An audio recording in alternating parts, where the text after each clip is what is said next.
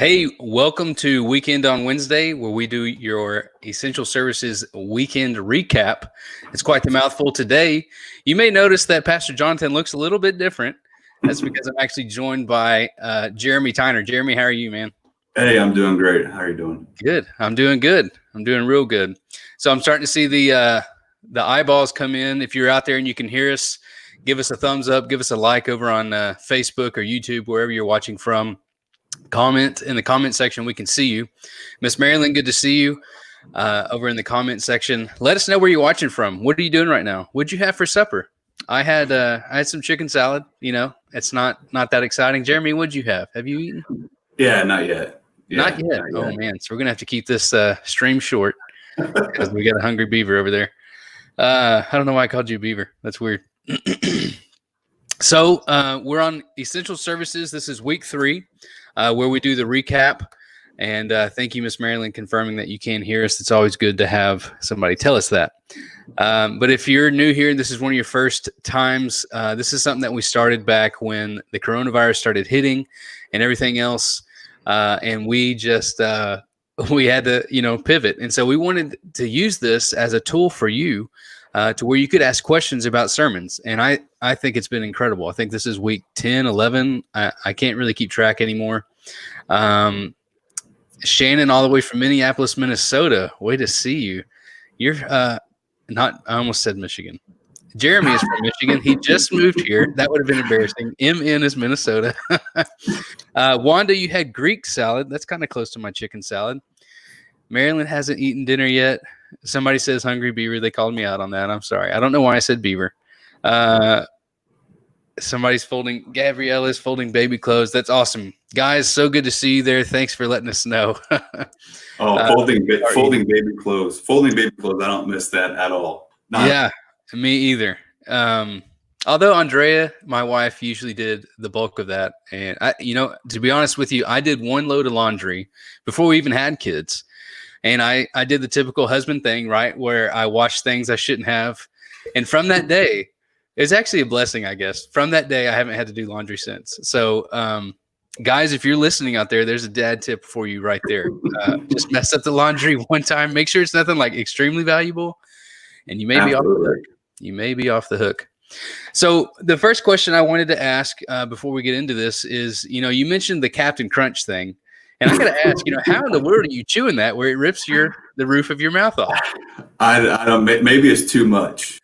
Maybe I'm using one of those giant spoons, and it's a quantity thing. Maybe it's a quantity thing. Maybe I take smaller bites in the future. Maybe it won't. Right. Little jags. So, for those who don't know you, why don't you tell us a little about you and your family and just where you guys are from? Yeah, so I have an awesome, beautiful wife. Most of y'all know Nina. I'm usually known as Nina's husband. And, so we got 3 awesome kids, Cohen and Ellie, Victoria, 13, 9, and 5. And so so we've been in Michigan. Actually, we got married in 2001, and so I've been up there. She's originally from there. I'm originally from Indiana. And so we've been senior pastors for the last 7-8 years. And then actually, ironically, I got a photo reminder of a picture I took a year ago today. And we were actually down here in Texas because we're getting ready for the Destiny Gathering. Oh, wow.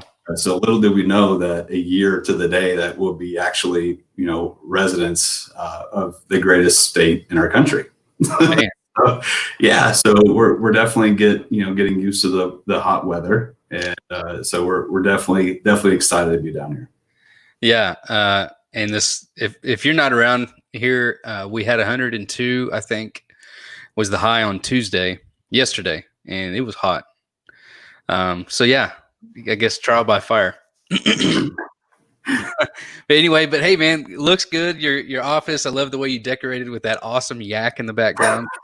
Yeah, it has to go back to the store because I thought it was a Longhorn. Yeah, well, we're having too much fun already. So weekend recap. Let's start from the beginning. So we talked, for those of you who you may be following along with us, we're in Essential Services. This is episode 3, and we're still in the book or chapter 2 of James. And so what we're doing is we're going through the book of James, and kind of what you and I are talking about, Jeremy, before we went live. We're kind of going over some of the notes, and you said if there was one chapter that we could pick for what we're going through as a nation, as a generation, like right now to the day, if you could pin a chapter for us to just read and meditate on, it would be James 2, right? And why do you think that is? Oh, absolutely. I mean, from the very first verse to the last. I mean, when you start dealing with partiality, racism, and the issues that comes with that, and being mindful, but then flipping over to the back half of that same chapter, and it tells us, okay, well, we also need to make sure that we're doing something about it. We need to make sure that we are that our faith is genuine. Our faith is genuine by the presence of works. And so this is definitely a time within our country, and even in the world, where we need to, if anything, like we talked about, if there was ever a specific chapter for our world right now, this is definitely the one. Yeah. And Pastor Jonathan did a great job, with the recent tragedies and everything that's come to light over the last, I guess, 2 weeks. Like you said, when you first started out, you didn't really feel comfortable that kind of message should come from somebody other than the lead or senior pastor. And so, Pastor Jonathan tagged in, and then you took over. And I was able to travel with you. We went to this, I guess you'd call it like a peaceful protest, what was dubbed pray test. And so instead of protesting, we're going to pray. And we walked the streets down to the capital of Texas, and did a couple, prayers, and it was amazing. So I was glad to just be able to take part, but then to, be there with you as well. That was a lot of fun. And then to have this James 2 thing, be the next thing that we have to preach about. It's like, it really is like we're living the Bible right now. Like every word that's written in James 2 is applicable to what we're facing. And so I just want to kind of pull out some things in James 2. One of the things that you did mention, that you did say, I'll just bring up the main scripture that we talked about. Put it down at the bottom for you. It's James 2:14. The ESV, it says, "What good is it if someone says he has faith but doesn't have works? Can that faith save him?" And then you also brought in Romans 4:5, which says, "To the one who does not work but trusts God who justifies the ungodly, their faith is credited as righteousness." And then Ephesians 2:8-9, it says, "It is by grace you have been saved through faith. And this not for yourselves, it is the gift of God, not by works, so that no one can boast." And so you kind of started this whole thing off of James 2:14, and you did a great job. Like, well, the Bible says this, it's can faith without works save anybody? But then Ephesians 2:8-9 says, well, it's not by works. So let's unpack that a little bit. Like, what is your take?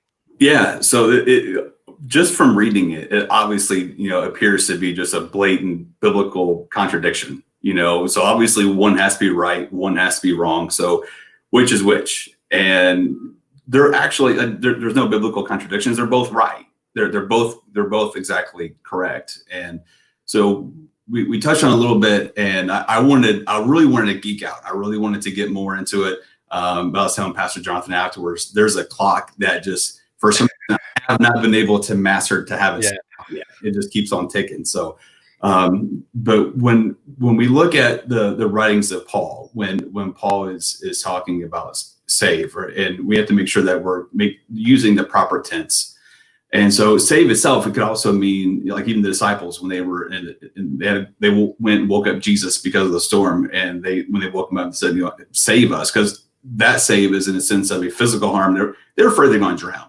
When Paul was writing with save, it's a salvational tense, and so we have to look at the three different tenses of salvation. And so you have justification, which is the removal of the penalty of sin. That's Calvary. That's grace. That's mercy. And so that's the very first step. So when we talk about our sins being removed, our sins being forgiven, the penalty of sin has been lifted off our shoulders, and so we have been justified.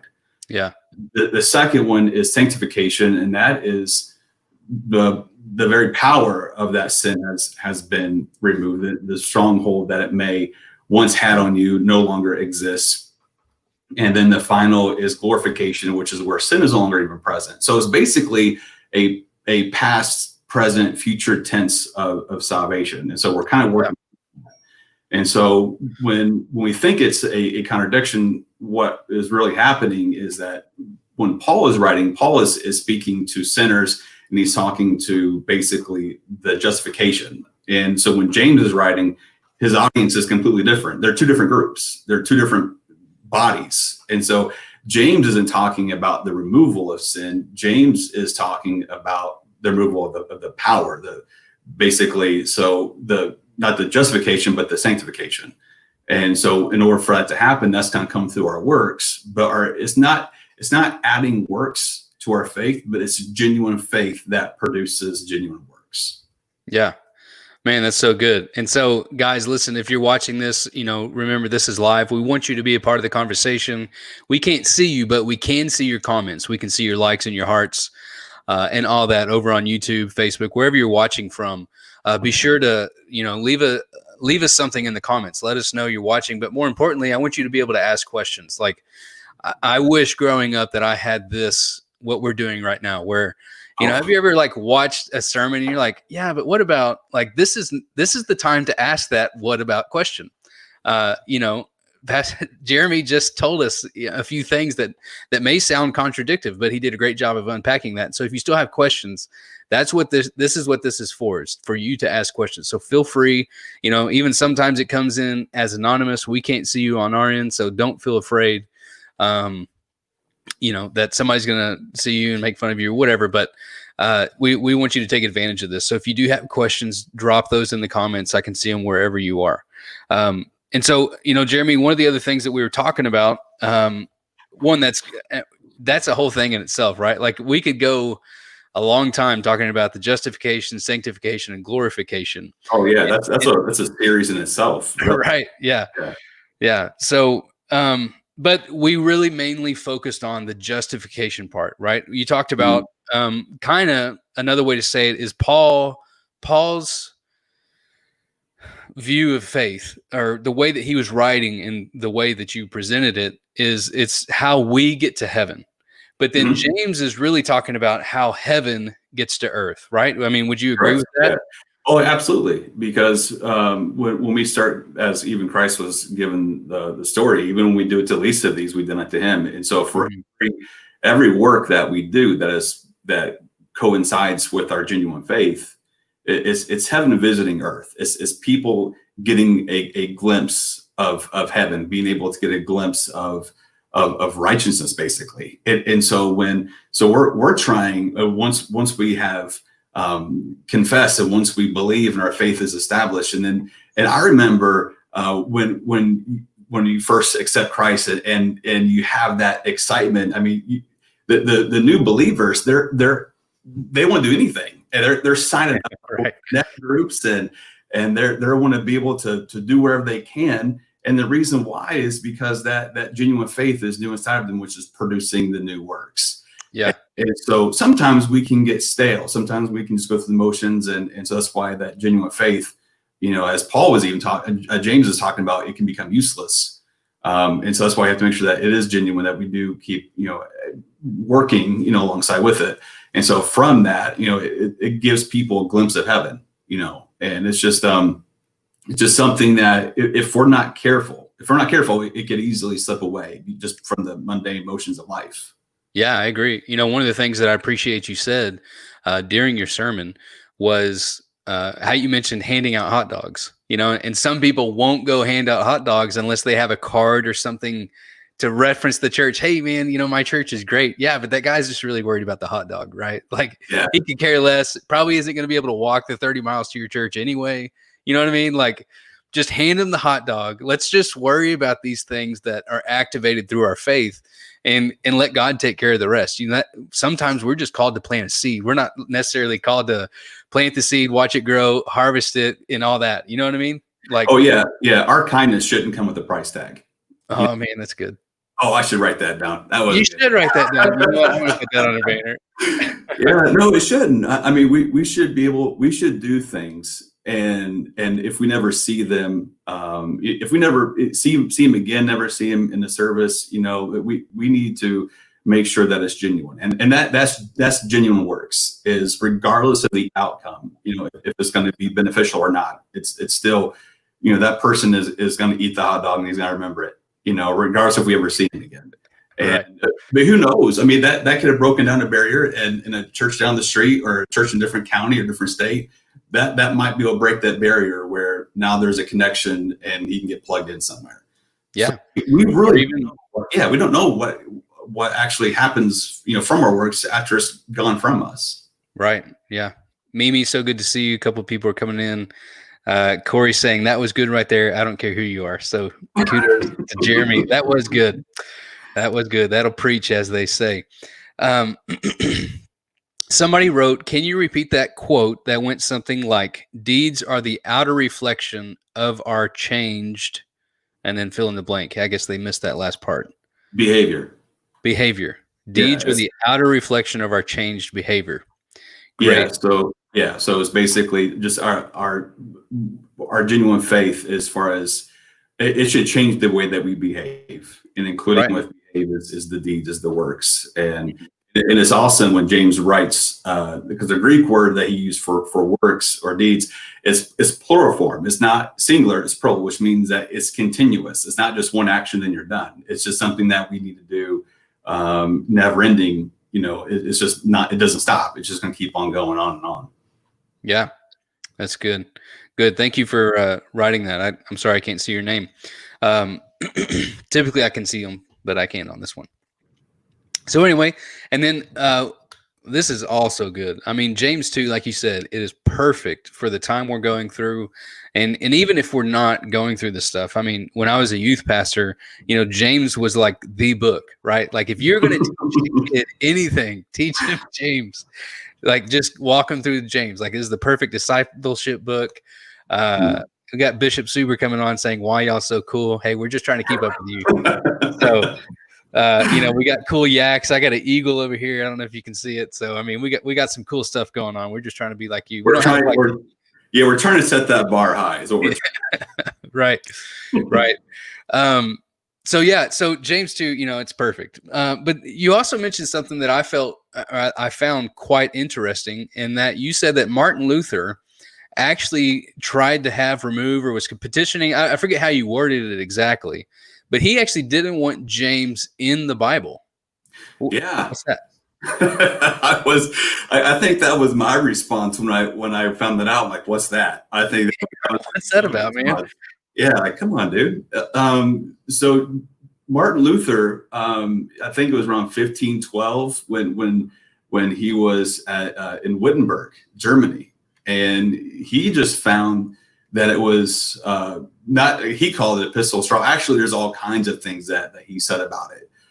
Basically, that it was pointless, worthless, and it doesn't contain any reference to Christ. And he was even in his writings was petitioning that the schools remove it, the monasteries and the schools to just completely just remove it from the curriculum. Don't even touch it. Don't even talk about it. And his reasoning is because he was going back to Paul's writing. He was stuck on that contradiction. He was stuck on, Paul writing that our faith, justifies us. And so Martin Luther was just furious, I could just see him just stomping around, just, mad, right? Shaking his fist at the sky. But Martin Luther was upset because he's saying, who's this guy saying that works justifies us? And so the whole point is that Martin Luther wants it removed, because he says, no, it's our faith. Our faith justifies us. Don't teach this. Don't teach this doctrine. Don't teach this word. Well, ironically, he was right. Our faith does justify us. Yeah. So he's not. So he missed the connection of the works in the sanctification. He missed that. And yeah, so he was wanting to completely not just remove it, but he didn't have a lot of positive things, to say about the book in general. And but so I know that some of the stuff that he did right, he did, he took the big old eraser and he erased some of it, and And so maybe there is a spot for it. I don't know yet, kind of Yeah. a thing. But it was completely shocked when I saw when I was studying that and looking it up. But yeah, because he just completely missed the works, and because he was under the belief and the impression that works is what saves you. And that's kind of what he got from James, instead of, no, the works don't save us, our faith save us, the faith save us, our works just sanctifies us, it completes our faith, just like just Abraham and Rahab. It just it completes us. Yeah, which kind of leads us into the end of chapter 2, where one of the quotes I wrote down was you put you can be justified but not sanctified, right? Mm-hmm. And so kind of expand on that a little bit. Yeah, so you can be justified, and sometimes we use words justification, glorification, sanctification. It can scare interchangeably. Yeah, we just kind of throw them around. it can scare people. It's like, those are two religious words for me. Right. And so, but when we think about it, we just to break it down, without using the big words, we can say, well, we can be forgiven, but still underneath something that controls us or holds power onto us. Yeah. So through grace, of course, through salvation, we can be forgiven, therefore we can be justified. But at some point in time, we have to be removed from the things of our past. We have to be removed from the power of that sin that did have control on us. And so, yeah, it's very simple for someone to be forgiven, but yet still be under addiction. And so someone can be forgiven and still have many issues that they still have to work out. And so there's a lot of people, I can look back in my life, and notice that, yeah, there has been many times where at that point I was justified but not sanctified. Yeah. Right. And so it's something that, and it's the telltale sign. The sign is, okay, well, what am I doing? Where's my works? And that's kind of like the barometer. That's good. Is that genuine faith, changes our behavior. So if I'm just going through the motions and there's no outward change, I mean, the world should know that I'm a Christian, not by the way that I look, but not even by the words that I say, but how I behave, right. how I act.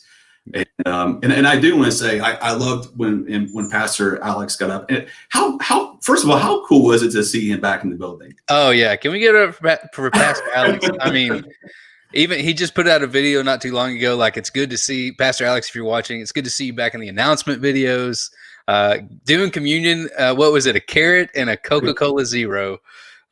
Man, we do it big over at Oasis. So yeah, I think I'm gonna just request that from now on, whoever is leading communion, Coke Zero and a carrot, or just see how crazy we can make it, but still reverence for the moment. Obviously. Yeah, but he got up and I loved what he said, because I was so focusing on just the works and trying to really speak to just the present day. That we really need to do something. We need, just talking about it, we need let our works, our genuine faith, come out. And I love how Pastor Alex got up and basically, want to remind us that, prayer isn't just our last resort, it's our first resort. And so sometimes we can overlook that and we have to get right to works. That we obviously, before we do anything, the first thing we do, the last thing we do is pray. Yeah. And so I loved how he got up and touched on that. And of course, I love the Coke Zero. I love the carrot. Maybe next week we can do cauliflower and chocolate milk. I don't know. I don't know about that combination, but hey, I'm not leading it next week. I think Pastor Jonathan is. So we'll let him decide if he's still watching and he wants to. That's good. But so we talked about being doers, right? And you said, let's just be doers, and that's kind of where you brought in the hot dog thing, or handing it out. And so, but I loved, so we shared about Abraham and Rahab, right? Mm-hmm. Right. Yeah. Yeah. Sorry. But you mentioned something about like how their faith, it was two complete opposite people, really. Yeah. But yet they're mentioned side by side here at the end of chapter 2. So walk me through that. What are your thoughts on them? I thought it was just amazing, as far as of all the people that James could have snagged, called out about faith, right? Like, yeah. I mean, you have the whole Bible to walk through, and you pick people. Yeah, I mean, you've got Hebrews 11, the Hall of Faith, and just look at all of these awesome people that our Sunday school kids know about, with the Bible school basics and all that. And James chooses Abraham and Rahab, and I just think it's awesome. I think it's awesome because of the fact that it just shows that you don't have to have this giant pedigree, and you don't have to, yeah, of course, you have Abraham on one side, who father of faith and all of that. That's great, and I'm glad James didn't bring up David, or anyone else of that top echelon tier. I'm glad that he brought in Rahab, because I can relate. I can relate to Rahab. I can't relate to Abraham. I can't. There's no way I can. But Rahab, who just a sinner, just some random person that just that was there, that a small action of just saving 2 spies, something that was just so small. I mean, I can relate to that. I can't relate to leading a nation, leading 2 people, maybe, but yeah. But through that, through our works and our faith together, it does bring deliverance. And so that, even Rahab's house, her family, all deliverance came to Rahab, deliverance came to Abraham. And it wasn't just their faith, but it was their faith and their works that completed, Yeah. It was their works that pointed at their faith, it was actually the indicator. Like, do you have faith? Well, just look at what I did, kind of thing. So yeah, man, I love that. James 2, just the entire thing of James. Like, I'm really excited about this series that we're going through. I don't know how many weeks they're planning on doing it, but we're about halfway done. It's 5 chapters. So, but it's really good. There's all kinds of things to point out. I know Pastor Jonathan said, I think there was like 18 things that you can learn out of James. I can't remember them all right now. But very exciting stuff. But guys, we'll start wrapping it up here. I would like you to put some comments or questions down there. If you have any questions about any of this stuff, I mean, some of it seems kind of elementary, but others, it seems, the whole reason we're having this 30-minute conversation currently is because people get lost in these semantics, right? I mean, I think sometimes we get so bogged down with just, well, am I doing it right? Or like, we can allow the entanglement of religion to just grasp us, so easily. That we forget that we should just be doers. Like, we have faith in Jesus Christ. We acknowledge him as Lord and Savior. We're baptized again, right? And then let our faith do the talking. Like, actually work out, our faith in fear and trembling, but let these works come out in our faith. Otherwise, then what is it? Honestly, I was thinking the other day, like when we went and did the pray test, what makes us different than somebody else holding another sign that says the same thing? There were people in our group that was holding up signs that said Black Lives Matter. There were people that were holding up signs that said Black Lives Matter. One guy that even came into our pray test and started making a ruckus or whatever, like he was holding a sign too. What separates us? Like, what makes us different? What makes us different than, somebody who follows, Buddha or whatever? I mean, we need to have our faith followed up with stuff. Yeah. Right? Yeah. And I thought it was great as far as even as we're walking through the city and even seeing people around me that was, still, aware of their surroundings and passing out snacks and water to the homeless that was on the side of the street. It's still ministering, even though we're walking around the city and we're praying. And so just to see just, not just Oasis, but just all the combination of the churches that were down there, that was, not just praying, but that they were also encouraging those that they don't even know. They were taking time and, like I said, giving out their water and there was one lady in front of me who just grabbed one bottle of water before she left, and she was passing the homeless person and she gave it to them, and then all of a sudden she's like, well, that was my only water. I'll be okay. Yeah. So it's just, even though that seems so small, it seems so small, but so instead, of someone setting their thing, well, that's just another parade, that's just another march. But what sets us apart is our actions, that we leave on people.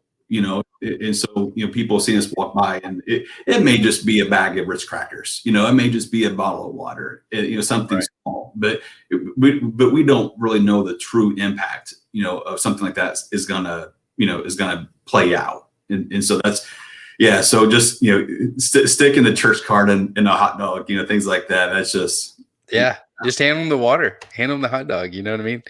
And you're going to save money anyway. You don't need all that print material. yeah. It's probably going to end up in the trash can anyway, just to be honest with you. Yeah. Corey writes, he says, what are you guys personally dreaming about in terms of being a doer of the word?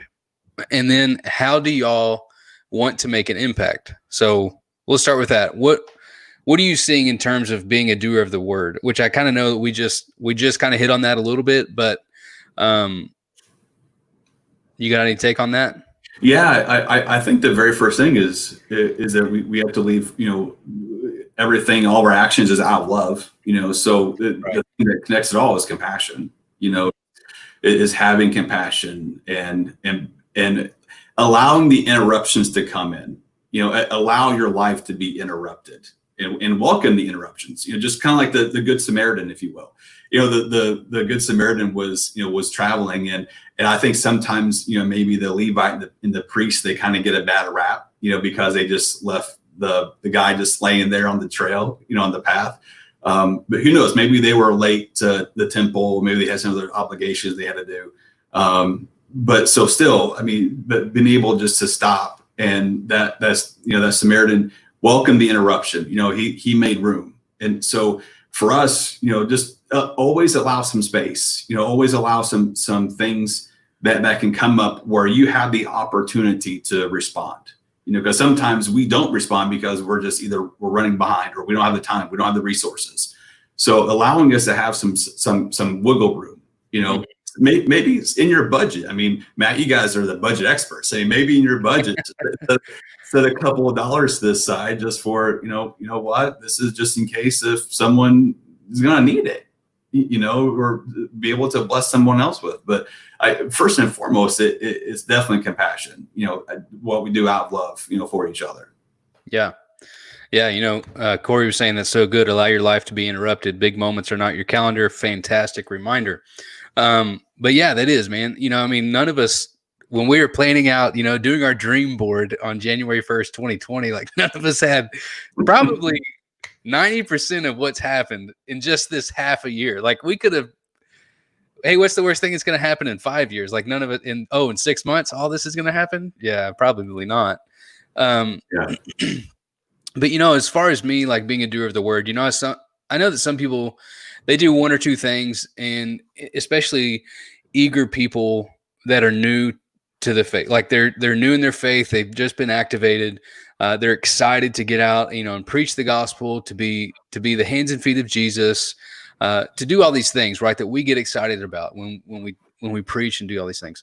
But I think sometimes we're like, man, I don't feel like we're making a difference. The one thing I would say is just be a great seed planter, and just trust that God's going to water it, that God's going to send workers to mend the soil. Like God's going to do the rest. If you're there to just plant the seed, then plant the seed and move on. Don't worry about, man, I wonder if that homeless guy is hungry now. You know what I mean? Like if God puts something on your heart, absolutely, chase it, but don't get so tied up in, man, I wish that hot dog would have been warmer, or you know what I mean? Like don't get tied up in the thing. Just plant the seed and find another seed to plant. Find another place to put that seed, and just use your gifts and talents for what God has called you to do, and just be a doer. Don't worry about what happens after you do something. Just be a doer. And I think we get lost in, well, what happens after that? Well, don't worry about it. Like just be a doer. You know what I mean? Yeah. And so sometimes we can get lost in not seeing what's happening underneath. Like when Jesus cursed the fig tree, and when they walked off, you would think it was just words, like nothing happened. But when they came back, they're like, look, hey, there's that tree you cursed. Oh, wait, it's dead. And so even though Jesus spoke it, and the leaves were still, there, and everything was fine, but underneath the soil, the roots began to, dry out. And so there was activity under the surface that that no one saw. So you can easily, have your works, and I love, and these devotions, these weekday morning devotions have been insane. I mean, now it's just getting ridiculous. Now it's just like, okay, whatever. It's like you see Tiger Woods golf and he hits a shot, you're like, whatever, that's okay. It's just insane. But we're talking this week, and it was, talking about our gifts, and we can use our gifts. And even though you may not see something, happen in front of you, it doesn't mean that there's something that's happening under the surface that you can't see yet. Right. Yeah. So don't allow the discouragement come in, because you don't really see the fruit just yet, or you don't see it, taking off. Yeah. Levi over on YouTube. Let's see. Why is there so much violence during the virus? And man, I just think it's just because, we live in a broken world, and you're seeing the hurt, right? Like you're seeing, obviously there's so much hurt and pain right now, but to me, I feel like that's such an indicator of what God can do, like, and what God can do through his people, and that are willing and able, I mean, what better way than to be the hands and feet of Jesus than to wrap people in love, to clothe them, surround them, and walk with somebody who's hurting. I did a recap video of this pray test, and I was able to catch, most of the prayers. My microphone went out on a few, but I was able to catch most of the prayers that you and I did on this thing called Faith in Action Pray Test. Yeah. And one of the guys there, he said, they asked us to pray. He said, but the thing I kept thinking about was Jesus wept. He didn't, when he went to the tomb, of Lazarus, and he knew he was going to raise Lazarus and all that, but he still wept. Yeah.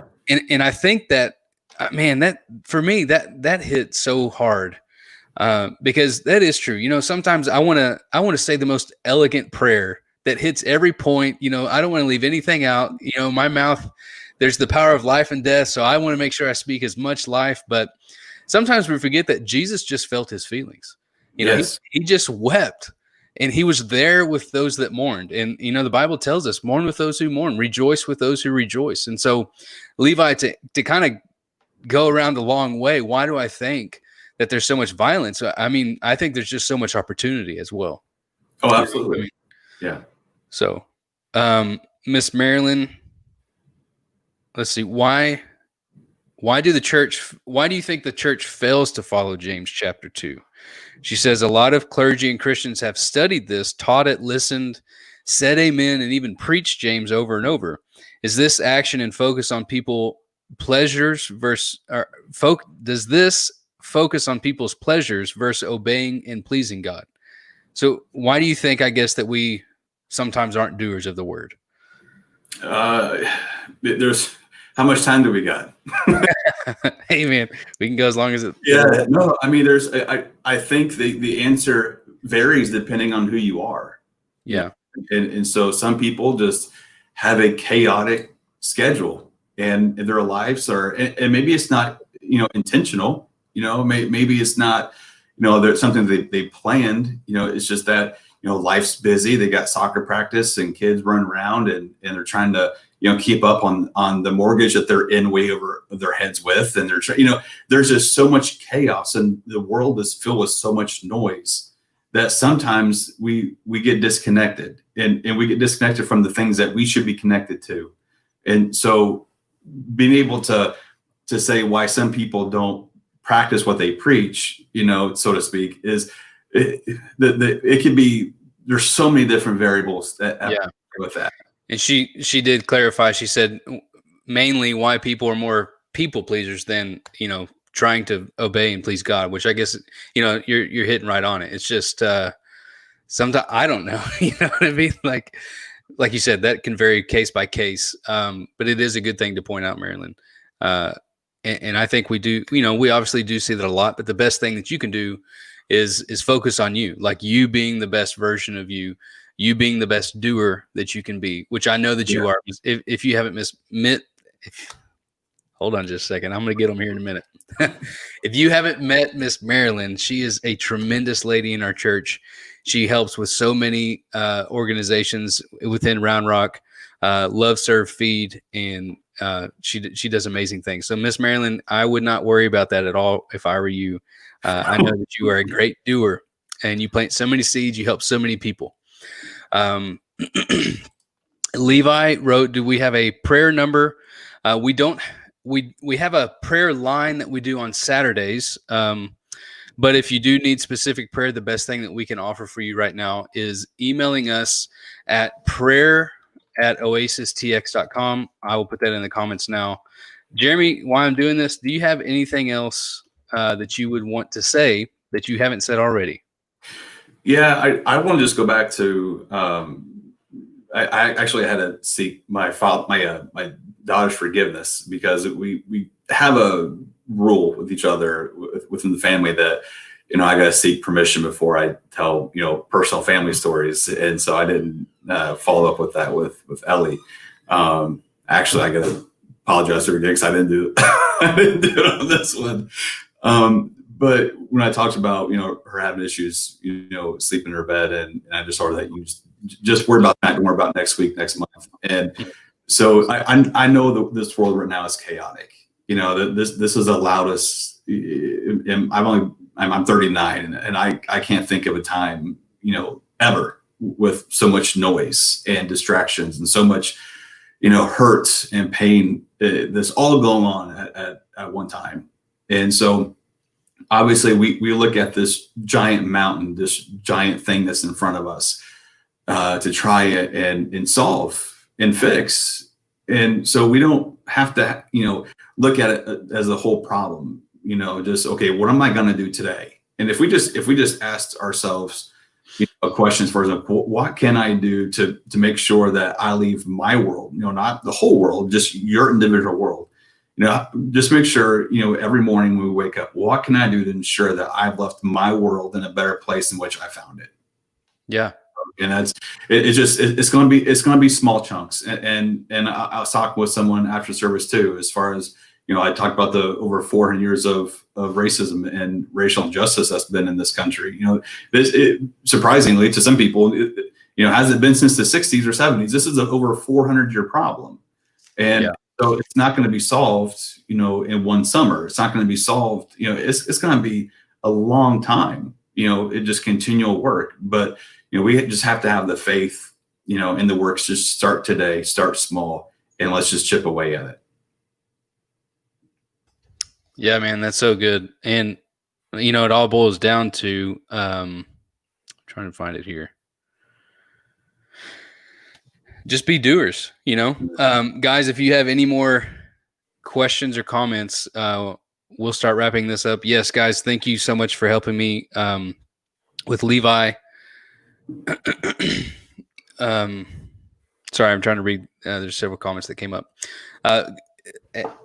If you're not already a Facebook fan, I guess you could say, over at our Oasis page, if you're watching on YouTube, if you want to have access to all the announcements, which is our prayer call on Saturday mornings at 9 a.m. Like Jeremy mentioned earlier, we are doing morning devotionals during this time every morning at 7 a.m. It's live devotionals, much like this. It's just one person doing a 15-minute devotional. That's every morning at 7 over on our Oasis page. So whether you're on YouTube or Facebook and you haven't liked our page already, go ahead and do that now, or go over there so that you don't miss the announcements of our prayer meetings, of our prayer calls, access to our prayer line that we do on Saturdays, but also just being involved in the community. One of the things I love about Oasis is that, we've had online small groups, over the whole course of this 10, 12 weeks, whatever it's been. And so we've all been able to kind of stay connected as much as we can. I love being able to meet people face to face, much like we're doing. I haven't ever done this many lives in, I can't tell you how long. Like, it's almost like half my life is on a live call somewhere, whether it be my own ministry page or this page or, the 7 a.m. stuff. So all that to say, make sure you're a fan of our Oasis Church page. If you are a regular attendee of Oasis, we do have an Oasis community page. We want you involved there. And so that would be the first place to start if you're wanting more information on Oasis Church. Great question. Thank you for asking us. And how can we pray for our people? One of the things that I would say is just let your heart open up. What are you noticing about your people? What are you noticing? What's the pain that they're going through? What's the things that we can rejoice about? I would just start with those. And usually I just start with a list of things that I'm thankful for. Enter his gates with thanksgiving, and just start from there. And then let your heart lead you in that, like focus on those things. So great job, everybody. Jeremy, you've already gave us your final thought. Thank you so much, man. This was such an impactful message. Guys, would you be sure to hit that like button and heart? I see a couple laughing emojis. So I guess they kind of liked our rhetoric. Are you going to go eat some Captain Crunch after this? I know you haven't eaten. Are you getting hungry? No, Reese Puffs, man. It's dinner. Reese.